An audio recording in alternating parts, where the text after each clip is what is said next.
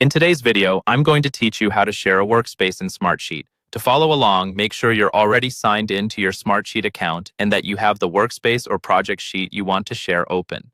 In this example, we're starting from a project sheet, but the process will be the same for any sheet that lives inside a workspace.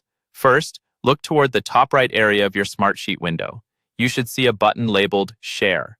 This is your main control for giving other people access. Go ahead and click that Share button.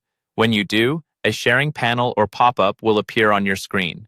Inside this sharing panel, you'll see different ways to invite people. Since we want to share the entire workspace, not just the single sheet, look for an option that refers to the workspace. Click on Workspace to open up the sharing options that apply at that higher level. Sharing from the workspace ensures that anyone you invite will get access to all the relevant sheets, reports, and dashboards inside that workspace, instead of you having to share each one individually. Next, you'll see an option to copy a link. This link is what you can send to the people you want to invite, for example, by email or chat. Click on Copy Link. Smartsheet will generate a special link connected to the permissions you choose. Before you share that link, take a moment to review the settings that are highlighted in the panel. These usually control what people can do when they use the link, such as whether they can view only, edit, or have admin-level access. Click on the highlighted area to open or adjust those permission settings.